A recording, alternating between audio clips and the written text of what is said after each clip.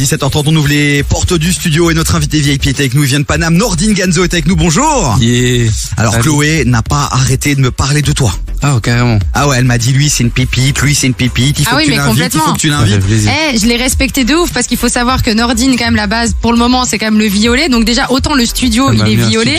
Moi-même je me suis violénisé, teasé. Ouais, heureusement que t'as fini ta phrase, parce que moi-même je me suis violé, c'est un peu chaud. Non, violet teasé, on se calme. Être dans un truc de ok, elle déforme tout. Non, pas du tout. Venez voir, c'est un très beau studio. Pas mal, hein. Bah, c'est un des plus beaux studios de Belgique, vraiment. KF Radio sur Instagram, on fait une petite story avec Nordine, ça vous voyez un peu l'ambiance qu'on a mise ici dans le studio. Nordine, mais pourquoi le violet? Tu sais quoi, rentrons direct dans le vif du sujet. Pourquoi le violet? Bah, comme je dis dans mon spectacle, je voulais pendant le confinement, je savais plus trop quoi faire. Ouais. Et du coup, je voulais créer un spectacle qui change un peu de ce qu'on a l'habitude de voir et j'étais avec deux meufs pour réfléchir, il y a pas mieux que d'être avec des meufs. C'est clair. Et m'ont sollicité l'idée de travailler sur un spectacle qui change un peu dans la DA. Et donc on a parlé de couleurs et le violet tout de suite, je sais pas, il y a eu un truc qui s'est rapproché de ce que je fais sur scène et dans la vie en tant qu'homme et en tant qu'artiste. Donc du coup, je trouvais la définition qui correspondait et je me suis dit pourquoi pas. Énorme. Donc tu t'es vraiment intéressé à la symbolique aussi de la couleur. C'est pas juste un kiff, ouais, ça me plaît, j'aime bien, c'est stylé, non, je fais du violet. J'ai bouquiné. Ah, c'est énorme. Il y a un vrai travail aussi au niveau de ta communication, parce que quand on va sur ton site internet, t'es quand même le gars qui a le plus beau site internet de tous les humoristes du monde entier. J'espère que j'aurai les plus bonnes blagues aussi maintenant, mais ça va, on est confiant. Avoir un beau site, c'est déjà un bon. Est-ce que quand t'as choisi la couleur, le violet, est-ce qu'il y avait vraiment, comment vous êtes vraiment tombé dessus, et est-ce que avant même de choisir le nom pour ce spectacle, est-ce que t'étais déjà dans un délire un peu violet, couleur, etc., ou est-ce que ça s'est fait par la suite? Alors, pour être honnête, de fou, la base de ça, c'est que j'avais acheté un pull violet cher. Vraiment. Pour le rentabiliser. J'avais été aux Galeries Lafayette, j'avais acheté un pull Ami 400 € et je me suis dit, il était violet et tout, il était vraiment beau et je me suis dit ouais c'est cool et j'ai fait une photo avec et tout et les filles avec qui j'étais, elles ont un peu cherché les couleurs que j'appréciais et le violet ça les a interpellés. Du coup on s'est renseigné et en fait tout de suite c'est devenu logique que je m'appelle violet et que j'appelle au violet mon spectacle. Parce que ça se rapprochait pas mal de tout ce que je faisais et tout ce que j'étais, donc du coup c'était logique que je prenne ça quoi. Il est humoriste, il est scène de power, il s'appelle Nordine Ganzo. Allez checker ça sur Instagram les amis, n'hésitez pas aussi à nous envoyer un petit message, je vous envoie le lien direct vers le compte de Nordine. Ouais, il faut pas se casser la tête, vous nous envoyez un petit mot on kiffe. Yes. On kiffe Nordine et puis nous on envoie la suite. Nous on envoie le lien. Si t'es ici en studio, c'est parce que tu fais un petit tour par la Belgique. Exactement. Un petit tour pour commencer. Petit tour tranquille, histoire de s'échauffer. Il vient de découvrir. Kings of Comedy Club. Exactement. On est là, cimetière d'Ixelles. Le temple. Ouais, le temple. Effectivement, enfin un big up à Alex Vizorek et à Guermoguise, les potos qui ont repris. Et Cédric aussi qui gère un peu le lieu. Cédric Ska, ouais, Cédric, c'est le parrain, c'est le papa de ce temple. Tu vois. On est d'accord. On enregistre cette interview, hein, voilà, on l'a dit. Dans quelques heures, c'est ce soir que tu vas jouer, donc dans quelques heures tu vas deux représentations. Énorme. Tu vas enchaîner 2 représentations. Ouais. Au calme. J'ai fait 17 et 20 heures et j'ai la chance d'avoir du monde, c'est complet, donc ça va être cool de découvrir le public belge. C'est ta première fois en Belgique? En spectacle, ouais. Énorme. J'ai fait des premières parties de Paul Mirabel récemment. Et du coup, je me suis dit pourquoi pas faire une date en Belgique tout seul pour voir comment ça prend. Et puis on a rempli ça assez rapidement et on est là aujourd'hui. Eh ben énorme, tu vas rester avec nous encore quelques minutes, on va te découvrir encore un peu plus, il y aura ta masterclass aussi en fin de séquence. La masterclass c'est simple, si vous nous écoutez là et que vous rêvez de devenir aussi humoriste, artiste, de vie de votre passion, eh ben dans un instant Nordine va partager un peu ses bons plans, tout ce qu'il a appris de son expérience de ces dernières années. Donc restez bien avec nous, bougez pas, on continue en musique et on revient juste après ça. Jusqu'à 19h. Écoute des vies sur KF. Ouais, c'est le moment de l'invité VIP, il est avec nous, c'est Nordine Ganzo, il est humoriste stand-upper, il est passé par le Jamel Comedy Club, il faut mettre la référence, on est obligé. T'as le droit. Moi, tu sais ce que je kiffe chez Nordine, parce que moi, je m'amuse à regarder les vidéos sur Insta parce que ça me fait triper. Ce que j'aime beaucoup, c'est qu'à la différence de pas mal d'humoristes actuels, c'est qu'il n'y a pas de vulgarité. Non. Et en même temps, il y a beaucoup de douceur. En fait, tu sais quoi, parce qu'il faut savoir que le côté principal de ce qu'on voit quand on commence à te suivre, c'est le dépucelage à 24 ans. Clairement, ça c'est la première chose qui vient et qui fait, je pense aussi que tu sors un peu du lot pour tout le monde au-delà du violet. Il sort du lot pour son dépucelage à 24 ans. C'est comme ça que tu le présentes. Mais les gens, mais parce que c'est vrai, au final, tu sais, c'est dans le monde actuel où c'est un monde vraiment de consommation, etc. Ouais, quand t'as un gars où tu te dis, il a un chouette style, il a un flow, et en même temps, 24 ans, tu te fais, il est où le concept? Ouais, c'est vrai. Tu vois, on m'a beaucoup reconnu comme ça, genre, ah, c'est toi le puceau, 24 ans. Ah, mais de ouf. Et du coup, moi, j'avais un peu lu, etc., par rapport au violet, que c'était, que tu disais un peu que ça amenait de la sérénité, de la douceur, et qu'il y avait aussi un rapport spirituel. Toi, personnellement, je veux dire la spiritualité, tout ce côté-là, comment tu le vis dans ton quotidien? Qu'est-ce que ça amène dans ton quotidien? Et est-ce qu'on le retrouve aussi dans ton spectacle? Est-ce que tu parles de tout ça dans ton spectacle aussi? Alors de spiritualité, pas vraiment, assez implicite dans ma façon de penser, c'est plus ça qui est spirit, mais je crois beaucoup en Dieu, tu vois, je suis croyant et tout, donc du coup forcément dans mes choix de vie et dans ma façon d'être, ça m'oriente. Tu vois, je fais pas n'importe quoi, je fume pas, je bois pas d'alcool. Même le rapport que j'ai avec les femmes, il est très sain, tu vois. Donc c'est vraiment beaucoup de foi que j'ai qui me permettent d'avancer et qui me permettent de pas faire les mauvais choix, en tout cas, je pense, dans ma carrière jusqu'à présent.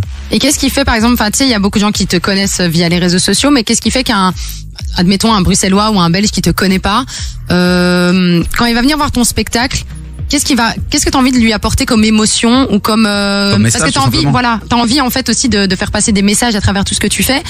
C'est quoi la base de tout ça ou qu'est-ce que t'as envie de faire passer? Est-ce que t'es un artiste engagé? Engagé, un artiste conscient. Je pense pas que je sois engagé en mode je dénonce et tout, mais je pense que je fais passer un message de paix, un message de générosité et d'amour aussi, parce que je parle beaucoup d'amour dans mon spectacle. Je parle de la relation que j'ai avec mes parents, je parle beaucoup de famille. Donc c'est au final tout ce que nous on a de plus propre et de plus cher à nous en tant qu'hommes et en tant que femmes, c'est genre la famille, c'est les amis. Ouais. Donc tout ça c'est des messages que j'essaie de faire passer et je pense que n'importe qui viendrait à mon spectacle, qui pourrait se retrouver parce que on a tous déjà vécu un petit peu ce que j'ai déjà vécu et j'essaie de le transformer de façon la plus universelle pour que tout le monde se retrouve dans le truc, quoi. Nordin Ganzo, les amis, vraiment allez le suivre sur Insta, envoyez-lui de la force. Il est déjà sold out pour ses premières dates ici en Belgique. On a une bonne nouvelle puisqu'il va revenir au mois de mai, c'est ça? Le 9 mai. À la Toison d'Or. Ah, très beau théâtre, très beau théâtre. C'est ça, non? Oui, c'est ça. Au TTO. Donc écoute, on sera là évidemment et puis j'espère qu'on aura des places à offrir aussi pour les auditeurs. On va s'organiser. Tu sais bien comment ça se passe ici. Bon, tu restes encore avec nous dans un instant, ça va être ta masterclass. Bougez pas, on vous cale 2 petits sons et on revient juste après. Entre 16h et 19h, termine l'après-midi avec Davy sur KIF. On est avec Nordin Ganzo qui est notre invité VIP. Les amis, allez le suivre sur Instagram, il est humoriste, stand-upper. Voilà, et vous avez peut-être pu le suivre notamment via la troupe du Jamel Comedy Club. Vous le suivez peut-être sur les réseaux sociaux. Il est avec nous en studio. Pourquoi? Parce que ce soir, il sera du côté du Kings of Comedy Club. Mais comme l'interview est enregistrée, c'est trop tard. Bah oui, c'est déjà passé. De toute façon, en même temps, c'était sold out. Mais il revient le 9 mai au théâtre de la Toison d'Or. Donc n'hésitez pas à aller prendre vos places, j'ai envie de vous dire. Et vous le savez, les amis, on aime bien vous faire découvrir des vraies pépites. Et ici, il y en a vraiment une dans le studio. Donc merci, c'est gentil, ça me fait plaisir. Nordine, toi, je dois supporter ça au quotidien. C'est dur. Tu veux pas la remplacer? Non, je pourrais pas faire son travail. Ah, tu vois, il y a des gens qui reconnaissent mon travail, bordel. Écoute, en parlant de travail, le tien aussi, il est chaud quand même, non? C'est beaucoup d'allers-retours, hein. Ouais, entre Bruxelles et Paname, mais c'est pas ça le problème. C'est plus le travail d'écriture, le travail de la scène, se confronter comme ça au public sans filet, avec des vannes qui passent pas et tu le prends direct dans la figure quand ça passe pas. Ouais, après c'est vraiment, ça fait partie aussi des choses pour lesquelles on fait ce métier, c'est que tu vois, on n'est jamais confronté au même public, tu sais jamais à quoi t'attendre, il y a pas de routine, donc forcément tu kiffes aussi un peu ça. C'est le moment où tu travailles des nouvelles idées, tu vois, ça marche pas, tu reviens le lendemain, ça marche, tu dis mais en fait c'est quoi qui allait pas. C'est beaucoup de remise en question, mais c'est positif, quoi. En parlant de métier, justement, là, on va rentrer un peu dans ta masterclass. Maintenant, c'est le moment où tu vas devoir donner, Nordine, aux gens qui nous écoutent, à tous ceux qui veulent, comme toi, vivre de leur passion. Ça fait combien d'années maintenant que t'es dans le game? J'ai commencé il y a 6 ans, 7 ans. Ah ouais, donc t'as démarré jeune. Même j'ai commencé à 18 ans. Et quoi, t'as arrêté les cours, t'as arrêté l'école et tu t'es dit maman c'est bon, laissez-moi tranquille, moi c'est la scène. En fait au début j'étais entre les deux. Okay. J'avais mon bac et je me suis dit je vais continuer histoire de faire plaisir aux parents. Je suis allé jusqu'au BTS mais j'ai pas eu mon BTS, du coup j'ai dit maman voilà, là j'ai pas eu mon BTS, la scène ça commence à avancer un petit peu. Est-ce que je pourrais en vrai je vais pas laisser le choix. Est-ce que tu serais d'accord de... En gros je vais faire du stand-up. Et je te laisse 1 an pour me laisser faire mes trucs, et puis si dans 1 an ça ne marche pas, je trouverai un travail et je quitterai la maison comme il faut, tu vois. Mais du coup au début c'était en mode j'étais chez elle et je faisais des stand-up à côté et j'avais pas de travail. C'était mon travail, j'essayais en tout cas. Énorme. Est-ce qu'elle est déjà venue, enfin j'imagine ou pas en fait, est-ce qu'elle est déjà venue voir ton spectacle? Ouais, elle est venue à toutes mes dates, genre au fur et à mesure des échelons, genre mes premières dates de 1 heure, mes premiers spectacles à Bordeaux, à Paris dans la toute première salle que j'ai faite. Elle est très très très fervente de mon travail et ça me fait plaisir. Donc elle aime vraiment, et elle te donne des petits conseils, etc. Est-ce qu'il y a des petits, je sais pas, des petits rituels? Qu'est-ce qu'elle te donne comme conseil peut-être qui a pu t'aider à devenir qui tu es aujourd'hui? Non, c'est plus des conseils de mère. pas forcément des conseils sur mon travail, c'est plus c'est rassuré, dans l'attitude, comment reste quelqu'un de bien peut-être, ou n'oublie pas d'où tu viens, des choses comme ça. Ouais. Alors pense à moi, appelle-moi, c'est plus important que le reste, je pense. Ah bah la famille c'est très important. L'entourage globalement est très important, surtout quand on est dans le monde artistique. Toi tu t'es entouré de qui? C'était facile? T'es solo, tu fais tout solo, ou alors t'as une équipe autour de toi qui t'accompagne? Aujourd'hui j'ai une équipe, alors qu'au début c'était un peu moi autodidacte, et les rencontres que j'ai faites qui m'ont fait avancer, que ce soit Charles Soignant au tout début, ou bien plein d'autres humoristes que j'ai pu croiser sur ma route qui m'ont toujours porté, et Comedy Club aussi où j'ai commencé, qui m'ont donné beaucoup de force pour que je puisse avancer. Et puis aujourd'hui j'ai une équipe de production qui m'aide à travailler mon spectacle Violet, donc c'est aussi grâce à eux que ça existe, parce que ils ont mis des moyens pour que ça puisse prendre forme comme je veux, et que ça continue. Le but c'est que dans 2-3 ans on fasse des grosses salles et une grosse tournée, et qu'on fasse des belles campagnes de com avec ce spectacle, tu vois.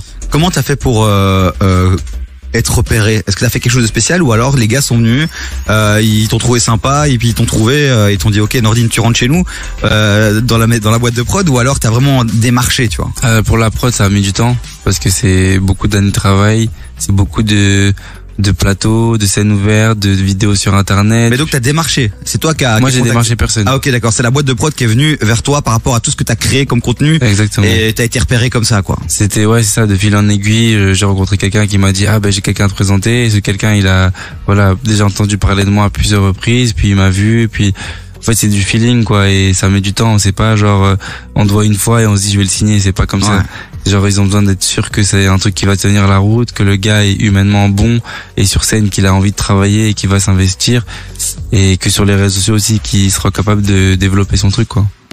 Toi, t'es humoriste maintenant. Est-ce que, parce qu'on sait qu'il y a pas mal d'humoristes aussi qui ont d'autres rêves au niveau, par exemple dans le cinéma ou des choses comme ça. J'ai vu que t'avais tourné une série là, récemment avec Muriel Robin, etc. Est-ce que c'était quelque chose que tu voulais faire de base, ou ça t'est tombé dessus et tu t'es dit tiens pourquoi pas tester? Parce que c'est quand même des métiers très différents, humoriste, comédien, enfin malgré tout. C'est vraiment deux mondes parallèles. On croirait que c'est à côté, mais pas du tout. Et c'est vraiment venu par hasard. Moi, je pense, le stand-up ma priorité. Mais des fois, quand t'as des gros castings, des gros rôles qu'on te propose, tu peux pas forcément dire non. Donc tu vas au casting, et puis si ça match, tu t'organises pour que t'enchaînes les deux, quoi. Donc j'étais vraiment entre deux tournages ce mois-ci en octobre, et j'ai eu la chance de tourner avec Muriel Robin, et qu'on va retourner encore ensemble parce qu'on va tourner d'autres épisodes de la série en avril. Oh trop bien, elle a l'air magique. Ouais, très très cool, très drôle et très très bienveillante. Donc c'est bien de fréquenter des gens comme ça aussi pour grandir en tant qu'artiste et en tant qu'homme. Et franchement c'est cool, c'est une chance de ouf. Nordine Ganzo est notre invité, les amis, allez le suivre sur Instagram. Il sera le 9 mai à Bruxelles pour son spectacle. Voilà. Si vous n'avez pas le temps là de noter les infos, vous nous envoyez un petit message quand vous rentrez chez vous sur le WhatsApp de l'émission, un seul numéro que vous devez connaître aujourd'hui. Normalement 0472 22 7000 les amis. Nordine, au départ, l'interview devait s'arrêter là, mais tu sais quoi, tu vas rester encore un peu avec nous. On va faire 3 heures avec Nordine.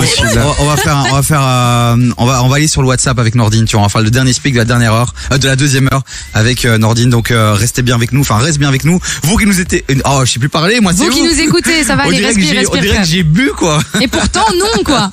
Un peu quand même. Bon allez, de l'eau plate les amis. Bon allez, on est ensemble, on cale encore 2 petits sons parce que vous écoutez KF pour la musique aussi. Évidemment. Et puis on revient en force les amis, envoyez-nous vos messages sur le WhatsApp, on vous attend. Jusqu'à 19h, écoute Davy sur KF.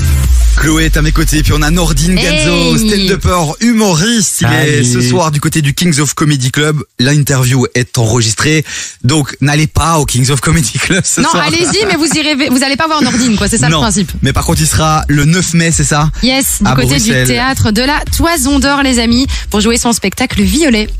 Avant de revenir dans le cœur de notre masterclass Nordine, 2 secondes. Jamel Comedy Club, c'est bien, les gens, ils ont plein d'images en tête, ils s'imaginent plein de trucs.